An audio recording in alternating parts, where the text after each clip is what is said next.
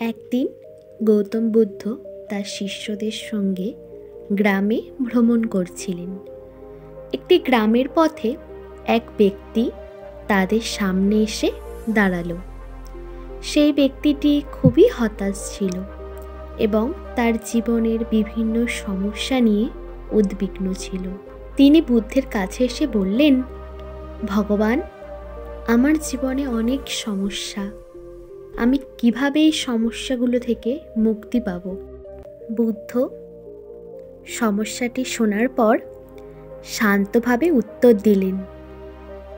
বললেন, প্রথমে আমি জানতে চাই তোমার জীবনে ঠিক কী কী সমস্যা আছে। ব্যক্তি বলতে শুরু করলেন, আমার পরিবারের সমস্যা, আমার স্বাস্থ্য ভালো না, আমার অর্থনৈতিক অবস্থা খারাপ এবং আমার সমাজে মানসিক চাপ প্রচুর। বুদ্ধ বললেন, আমার কাছে তোমার সমস্যা সমাধানের জন্য একটি উপায় আছে, তবে তার আগে আমি তোমাকে একটি প্রশ্ন করতে চাই। তুমি কি জানো যে সকল মানুষের জীবনেই কিছু না কিছু সমস্যা থাকে? এই পৃথিবীতে এমন কোনো ব্যক্তি নেই যার জীবনে কোনো সমস্যা নেই। ব্যক্তিটি কিছুক্ষণ ভেবে বললেন, না ভগবান, আমি জানি না। বুদ্ধ বললেন, প্রতিটি মানুষের জীবনেই সমস্যা আছে, কিন্তু গুরুত্বপূর্ণ বিষয় হলো আমরা কিভাবে সেই সমস্যাগুলো মোকাবিলা করি। যদি আমরা সবসময় সমস্যাগুলো থেকে পালানোর চেষ্টা করি, তাহলে আমরা কখনোই সুখী হতে পারবো না। তিনি আরও বললেন, জীবনের প্রতিটি সমস্যাকে একটি সুযোগ হিসেবে দেখো। ধৈর্য এবং সহ্য শক্তি দিয়ে তাদের মোকাবিলা করো।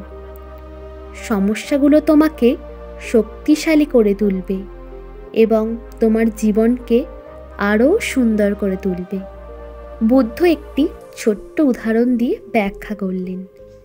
একটি ছোট্ট পাথর যদি নদীর মধ্যে পড়ে, সেই পাথরটি জলের স্রোতে বয়ে চলে, কিন্তু যদি ওই একই নদীতে একটি বড় পাথর জলের মধ্যে পড়ে, তখন সেটি নদীর তলদেশে স্থির হয়ে থাকে। তিনি আরও বললেন, প্রথমে যখন কোনো সমস্যা আসে তা আমাদেরকে বিচলিত করে দিতে পারে, কিন্তু সময়ের সাথে সাথে যদি আমরা ধৈর্য ধরে সেই সমস্যাগুলো মোকাবিলা করি, তাহলে আমরা সেই সমস্যাগুলোকে জয় করতে পারব।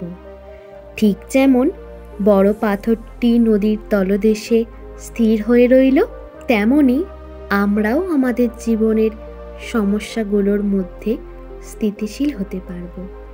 এই গল্প থেকে আমরা শিখতে পারি যে জীবনের সমস্যাগুলো থেকে পালানোর চেষ্টা না করে ধৈর্য এবং সহ্য শক্তি দিয়ে তাদের মোকাবিলা করতে হবে।